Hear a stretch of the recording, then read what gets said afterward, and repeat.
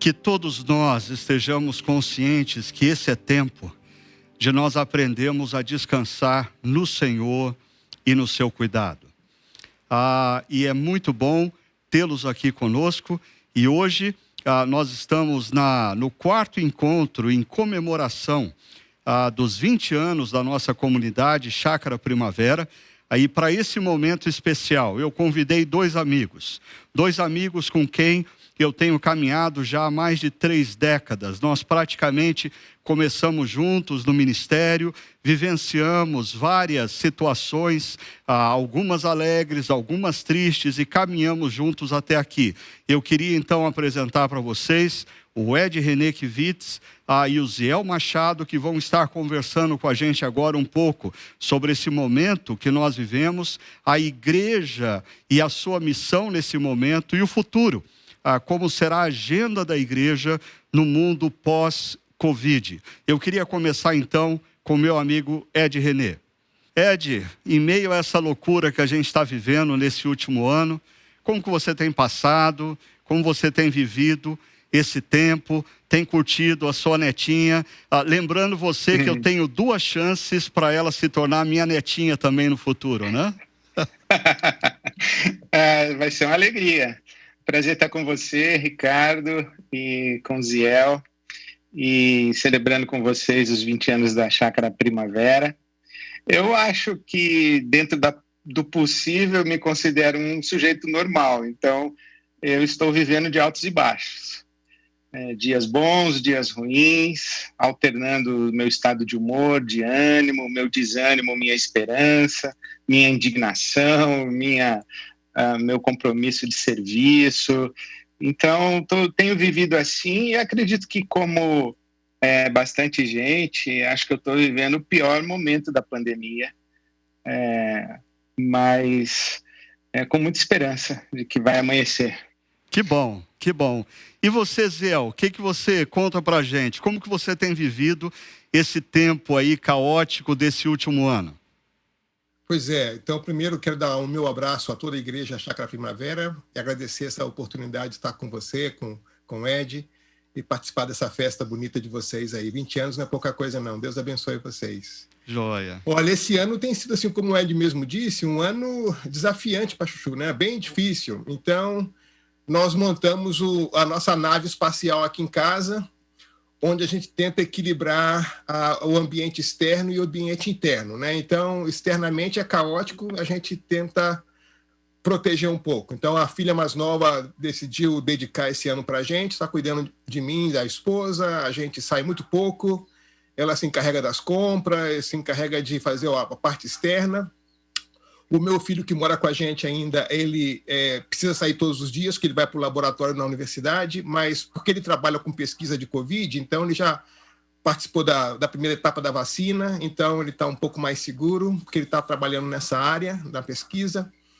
Então, assim, a gente, a vida, onde eu estou hoje aqui virou um estúdio, porque a minha esposa dá aula num canto, eu dou aula no outro canto, meu filho dá aula no quarto dele, a filha dá aula no outro lado, então a nossa casa virou um estúdio, na verdade, aqui.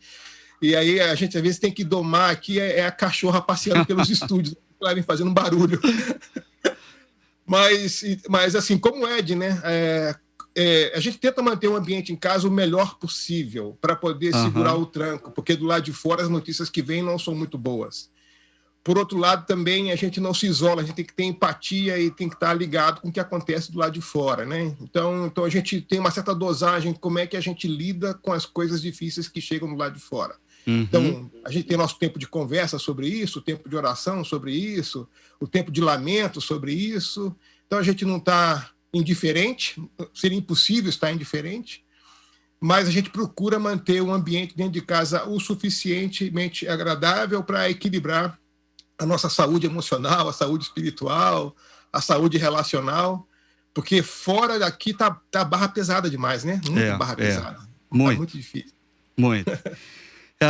O Ed e o Ziel são amigos queridos de longa data e eu os admiro tremendamente, não apenas pela capacidade da reflexão teológica deles, mas também pelo fato de que eles estão ligados a comunidades locais e são pastores. Eu diria que pastores fazem teologia numa perspectiva um tanto quanto diferente da do mundo acadêmico. Eu queria perguntar para o Ed, Ed, o que você acha que essa pandemia trouxe à tona na igreja brasileira? O que ela revelou, seja em fragilidade ou virtude, dessa igreja que nós chamamos de Igreja Evangélica Brasileira? Essa expressão é muito complexa, né? E muito contraditória, muito controvertida, muito paradoxal, muito conflitiva. Eu diria que uma das coisas que a gente já sabe faz tempo, mas que agora eu acho que tem ficado cada vez mais evidente, é que igreja, exceto quando a gente se refere ao corpo místico de Cristo, é uma palavra que deve ser usada sempre no plural. Igrejas.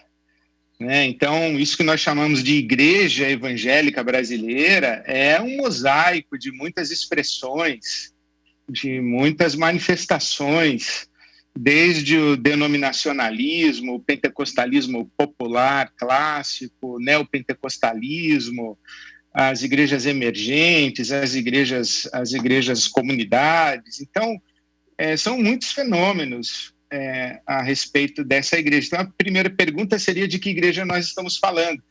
E aí eu sublinharia dois grandes fenômenos que acho que me chamam a atenção nesse tempo de pandemia. Eu vejo uma igreja evangélica no Brasil, pelo menos numa face hegemônica, um pouco deslumbrada com a sua potência, uma igreja evangélica que não é mais minoria, não é mais pobre, não é mais perseguida, não precisa mais lutar para se afirmar, ela é dona de redes de comunicação em massa, ela tem presença na mídia diuturnamente, ela é notícia, ela tem ministros, ela tem acesso irrestrito ao palácio, ela tem linha direta com o presidente da República. Então, essa igreja, ela chegou no poder. Então, essa face, para mim, é um pouco assustadora. Uma igreja de índole um pouco assim constantiniana. Então, eu acho que isso está cada vez mais evidente. Essa ideia de que nós evangélicos no Brasil podemos dizer agora é a nossa vez. Então, eu estou ouvindo muito uma igreja, essa, entre aspas, Igreja Evangélica Brasileira, eu estou ouvindo muito isso nas linhas e nas entrelinhas, que agora é a nossa vez, e isso para mim é assustador. Uhum. Agora, uma outra coisa que eu gostaria de sublinhar sobre essa igreja evangélica brasileira, que me assustou também, foi o que eu chamaria de uma fé mágica. Uhum. Essa ideia acoplada a um negacionismo da pandemia, e essa sugestão de que a nossa igreja está coberta pelo sangue de Jesus, que o medo do vírus é falta de fé, que quem habita no esconderijo do Altíssimo não vai pegar Covid. E nós começamos aí, infelizmente, a ter que nos solidarizar todos os dias com as famílias dos nossos amigos e irmãos, inclusive pastores que estão perdendo sua vida no meio de uma pandemia. Uhum. Então, esses dois fenômenos, eu acredito que eles são muito nítidos desse momento da chamada Igreja Evangélica do Brasil. O seu encantamento com a proximidade do palácio e a sua fé mágica. Legal. Me chama a atenção. Joia, e você, Zé, o que você diria sobre isso? Alguma coisa que você queria pontuar sobre como você vê, o que surgiu na igreja evangélica com esse advento da pandemia? Eu concordo 100% com a reflexão do Ed, e eu acrescentaria algumas coisinhas. Eu costumo usar a metáfora da aquaplanagem, né? A gente sai para dirigir na estrada e aí, no meio do caminho, a gente se depara com uma chuva muito forte, e quando a gente entra na chuva com o nosso carro, a gente vê a qualidade e a aderência dos nossos pneus, né? E o carro, às vezes, patina um pouco porque o pneu não está muito legal, a gente tem que reduzir a velocidade. Então, eu diria que essa crise é uma experiência de aquaplanagem da Igreja Evangélica Brasileira. A gente entrou e percebeu que o carro entrou muito rápido e tem alguns pneus carecas nesse processo. Então, eu diria, por exemplo, que nós temos uma igreja muito centrada nos eventos e não nas relações, por exemplo. Então, uma igreja muito episódica e pouco comunitária, porque está muito centrada nos eventos, né? E não sabe ser igreja na diáspora, só sabe ser igreja debaixo do mesmo teto, no mesmo lugar, no mesmo horário. Então, isso mostra uma fragilidade muito grande do nosso conceito de ser igreja. Uma perda, eu diria. Eu acho que uma outra coisa que ficou evidente também é a fragilidade da nossa teologia bíblica de liderança, né? Por um lado, a gente sempre afirmou o sacerdócio universal de todos os crentes, mas nunca foi tão necessário o sacerdócio nesse momento, mas a gente acabou dependente das lideranças, seja qual for a liderança.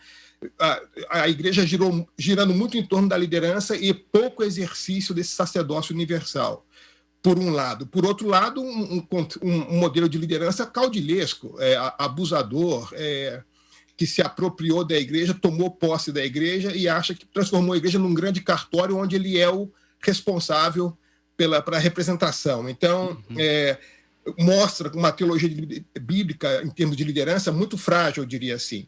Em termos de vida comunitária, eu diria que tem coisas positivas. A gente viu muitas expressões de ajuda social, de amparo espiritual, de solidariedade da igreja, às vezes coordenada pela liderança da igreja, às vezes simplesmente como resposta individual de membros sensíveis à realidade. Então, essas coisas não aparecem com tanta evidência nas mídias sociais ou na imprensa, mas a gente tem muitas histórias bonitas, né?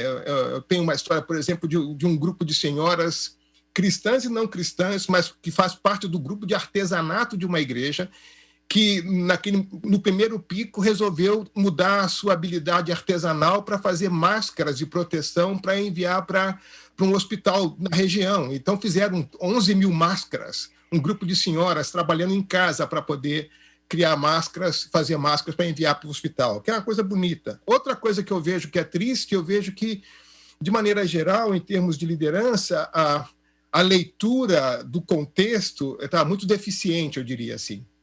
A maneira como e aqui eu estou falando de líderes, basicamente. A forma de ler o nosso contexto, de ler a nossa realidade, mostrou pouca empatia, pouca generosidade, e muito apego ao poder, como o Ed mesmo falou, né? Então, eu vejo que essa fragilidade mostrou muito problema na relação da igreja com o mundo, mas também revelou muito problema interno, muito trabalho de casa que a gente vai ter que fazer posteriormente a essa experiência. E aproveitando, Zé, você mencionou aí uma experiência bonita que você teve contato. Pensando nesse momento atual, onde os números de contaminados crescem a cada dia, o número de mortos cresce, nós estamos cercados por pessoas nas nossas comunidades locais que diariamente estão sofrendo, seja pela apreensão, o medo da contaminação, seja pela perda de amigos, amigas, parentes, entes queridos. Na sua opinião, o que significa ser igreja nesse momento? Como que a igreja se manifesta comunidade missionária nesse contexto atual? A igreja, desde o ano 166, ela vem passando por várias pandemias. E a resposta da igreja ao longo dessas muitas pandemias que a gente vem enfrentando na história é sempre generosidade, solidariedade, acolhimento. Eu acho que o grande desafio para a igreja nesse momento é aprender a habitar na dor alheia. Como é que a igreja habita na dor alheia? É difícil para uma igreja triunfalista, sobretudo num ambiente latino-americano, onde a gente é muito festeiro, lidar com a dor, e lidar com a dor alheia. Então, eu acho que o grande desafio é como é que a igreja expressa empatia, generosidade, como é que a igreja implementa a sua ajuda social, a sua ajuda espiritual, como é que a igreja aprende a habitar de maneira respeitosa nessa dor alheia. Então, eu não sei se nós estamos aptos adequadamente para isso, mas essa tem sido a experiência da história da igreja desde o ano 166, da primeira pandemia, até agora. As melhores respostas que nós temos visto da igreja é quando a igreja aprende a habitar na dor alheia de maneira reverente. Reverência, generosidade, empatia. Joia. Empatia. E você, Ed, o que você acha? Como que a igreja se revela efetivamente igreja nesse contexto atual que nós estamos vivendo? O que significa ser igreja no Brasil hoje? Bom, eu concordo também com o Ziel que essas expressões de generosidade e solidariedade são a face visível, mais bela, mais singela da igreja. E, inclusive, na primeira provocação sua, o que a pandemia mostrou e revelou da igreja, sem dúvida alguma, isso está presente, né? A igreja é uma força de ajuda humanitária e eu me alegro muito com isso. Eu vivo numa comunidade que tem essa ênfase de solidariedade. Quando foi em janeiro, naquela crise de oxigênio no Amazonas, nós, na IBAB, lançamos uma campanha na quinta-feira para enviar cilindros para o Amazonas e na sexta-feira já tínhamos conseguido bater a nossa meta. Então, foi em 24 horas a igreja respondeu. E isso, sim, é uma face que é inegável da realidade da igreja. Agora, eu tenho considerado também que cabe à igreja, nesse momento, ser a voz da lucidez, da sensatez, a voz do bom senso, a gente promover a velha reconciliação que a modernidade promoveu, a separação. Eu acho que a igreja está diante da oportunidade de promover a reconciliação entre fé e razão, ciência e religião. O que a modernidade fez, a gente tem que refazer ou desfazer o que a modernidade fez. Outro dia eu vi no Twitter alguém dizendo que chegamos ao absurdo de você ter que entrar no médico e antes da sua consulta perguntar: doutor, o senhor acredita em ciência? E eu penso que nós, os pastores e líderes cristãos e a igreja como comunidade, ela deveria ser essa voz de bom senso e repetir a exaustão, né? Os cuidados sanitários, etc. e tudo mais, defender a vacina e assim por diante. Agora, vejo também, Ricardo, que a igreja ela tem que ser essa rede de proteção. A rede de proteção emocional, a rede de proteção social, a rede de proteção financeira e econômica. Eu tenho dito na IBAB que quem sair dessa pandemia mais pobre não foi solidário o suficiente. Quem não sair dessa pandemia mais pobre não foi solidário o suficiente. Não é tempo de manter a poupança. Por exemplo, a gente fala assim, eu tenho um dinheiro guardado para um tempo de crise, de emergência, de tragédia. Então, chegou. E se não chegou na sua casa, chegou da sua família, chegou do seu irmão, do seu cunhado, chegou do seu tio, chegou do seu vizinho, chegou do seu irmão na sua igreja, na sua comunidade. Então, não é tempo de preservar poupança, é tempo de repartir, é tempo de abençoar pessoas e tempo de acolhimento, né? Tempo de muito acolhimento para que a gente consiga ser. E outra coisa que eu acho, para encerrar minha sugestão, é que num tempo como esse que nós estamos vivendo, de quase 3 mil mortes por dia, estamos chegando a 300 mil mortos no nosso país, é um tempo em que eu creio que no Brasil existe uma potestade de morte que está solta.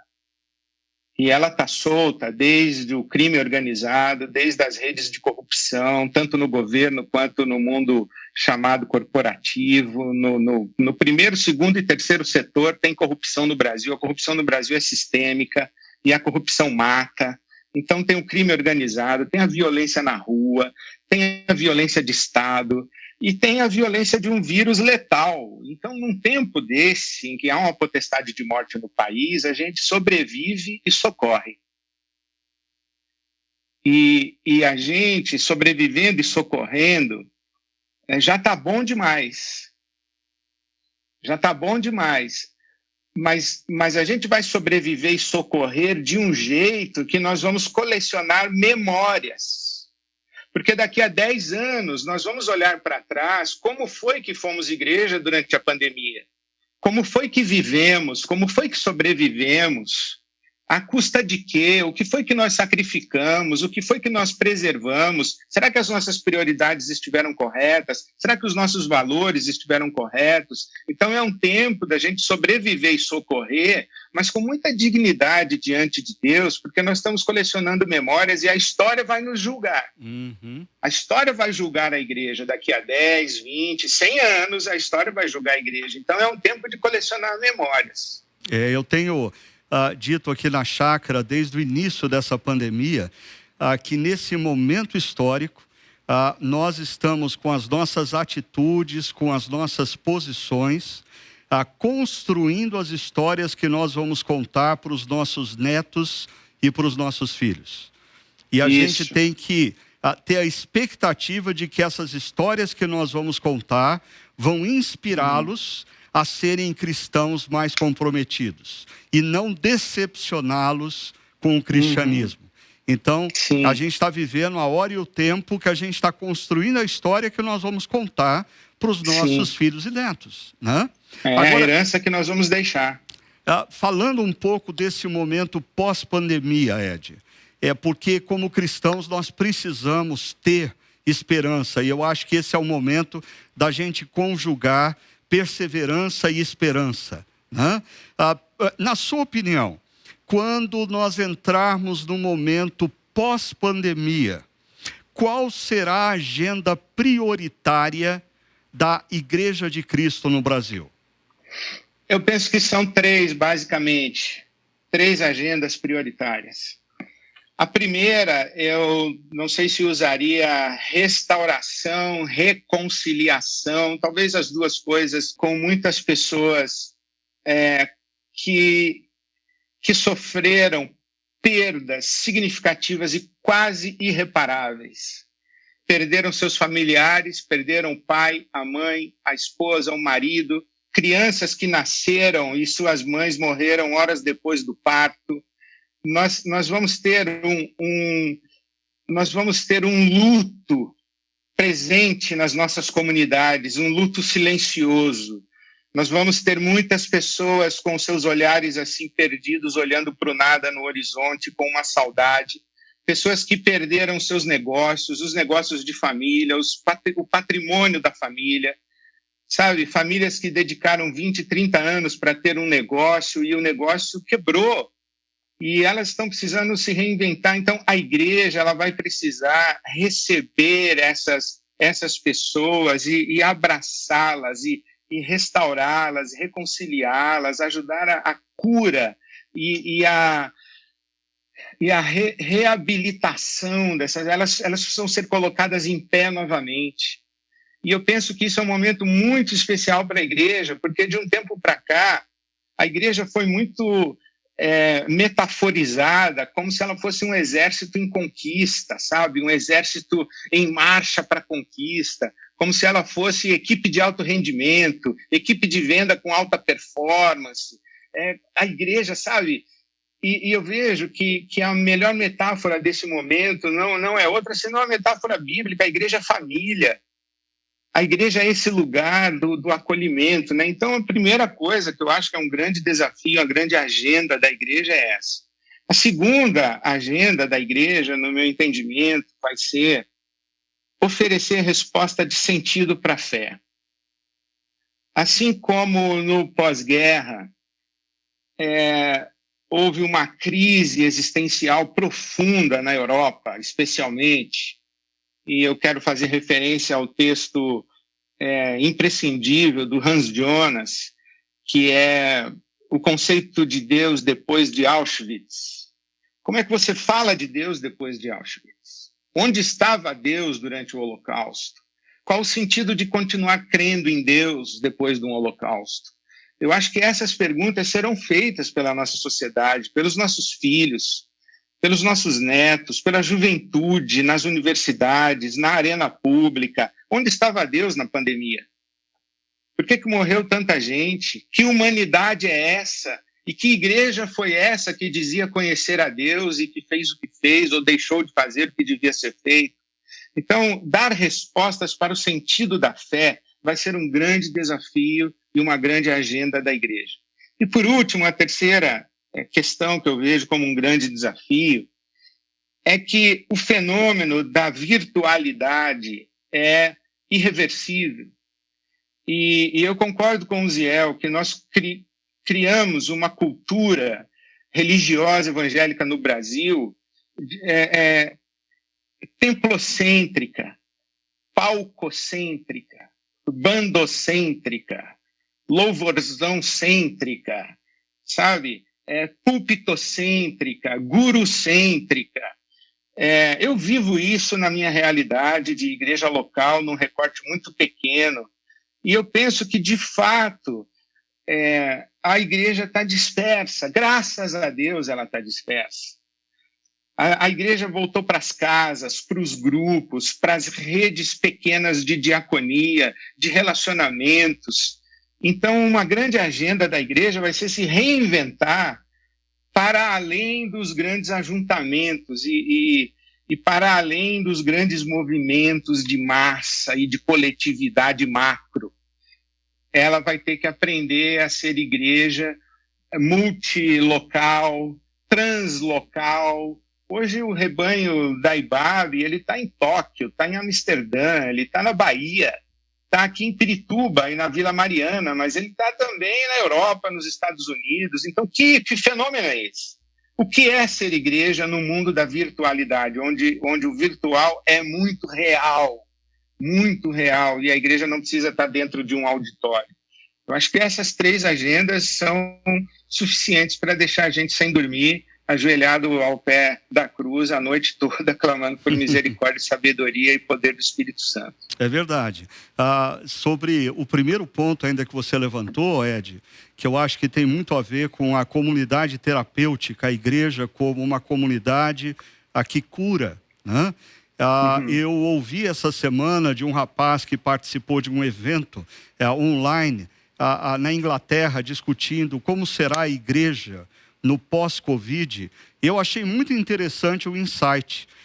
Um dos preletores disse que, diferentemente do que muitas pessoas pensam, que quando nós voltarmos a nos reunir, nós vamos ter um grande louvor, com muito júbilo, ele dizia, não.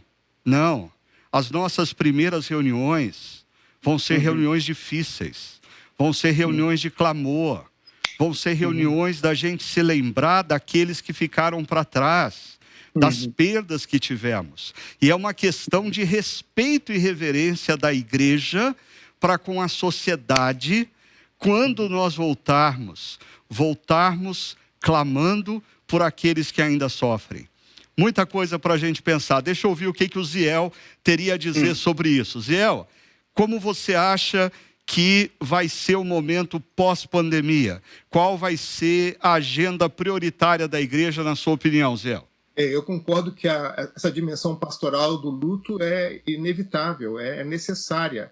Seria uma igreja fora da história se nós não considerássemos o luto, não somente o luto, mas também as feridas internas que vieram surgindo em função de posicionamentos, ideias e conflitos desse período. Eu acho que lidar com o luto, a gente vai ter que reler Salmos direitinho agora, porque vamos ter que aprender a ler os Salmos na perspectiva de quem sofre. E vai ser importante a gente viver esse luto na igreja, fazer esse luto não vivido que está abortado, né? Eu, na minha família, por exemplo, no espaço de 10 dias, eu perdi um cunhado, o tio, avô e o meu sogro. E nós não pudemos, como família, nos reunir. O máximo que nós fizemos foi um encontro no Zoom para poder chorar juntos pelo Zoom. Foi uma coisa assim impressionante chorar pelo Zoom, mas a gente precisa abraçar para poder chorar junto. Então, essa dimensão do luto é inevitável. Eu acho que também é uma coisa fundamental, é que nós vamos ter que descobrir caminhos e maneiras de como fazer a boa nova do Evangelho ser conhecida e comunicada adequadamente. Como é que a gente faz discípulo nesse novo contexto? Como é que o Evangelho se torna boa nova nesse novo contexto? Qual vai ser o anteparo? Com que categorias vamos ter que trabalhar para tornar o Evangelho claro nessa nova situação? Eu acho que a igreja também ela tem um chamado especial em fazer parte desse esforço de buscar um novo modelo de vida. A gente vai ter que reimaginar o nosso novo modelo de vida. Nós nós não estamos vivendo só uma época de crise, né? É uma época de mudança de paradigma, é uma mudança de época, eu diria assim, não só uma época de mudança, mas uma mudança de época. Então, como é que a igreja vai participar, junto com outras forças vivas da sociedade, nessa reconstrução do nosso modo de vida? Então, como é que a esperança vai ser um componente desse novo modo de vida? Afinal de contas, nós como igreja vivemos nessa realidade de um túmulo vazio e um trono ocupado. Então, a gente vive nesses dois espaços. A esperança faz parte do nosso ser. Então, acho que um grande aporte que a igreja pode dar nesse contexto, dessa discussão do novo modo de vida, é o significado da esperança, e sermos portadores dessa esperança, né? Eu acho que, pensando na história, eu gostaria de ousar um pouquinho, assim, pensar, talvez fosse a hora de a gente voltar a considerar os modelos das paróquias, né? A ideia paroquial, né? Daquelas pequenas comunidades em cada bairro, em cada rua, em cada esquina. Talvez a gente rever um pouco o nosso modelo de crescimento de igreja e considerar esse modelo paroquial como um modelo de atenção mais imediata, mais próximo, mais presente na realidade, né? Uma igreja mais dispersa, mas ainda com comunidade. Talvez o modelo paroquial ajude. Uma outra coisa, olhando para a história, que me dá um pouco de esperança, assim, talvez a gente precise resgatar a experiência dos grandes concílios da história da igreja. A gente precisa de um fórum ou de fóruns onde a gente construa consenso, onde a gente possa pensar junto para além das nossas barreiras. Talvez a experiência conciliar ao longo da história da igreja nos ajude a conversar melhor, a pensar melhor, a ler melhor o nosso contexto, a ler melhor os nossos desafios. Então, eu tanto acho que o modelo paroquial, talvez, e a experiência conciliar pode ajudar a gente a projetar um pouquinho para frente. E uma outra coisa que a gente precisa fazer, a gente precisa rever os nossos conteúdos, porque chega de chegar atrasado nos grandes debates. A gente sempre chega atrasado a gente chega quando a festa acaba.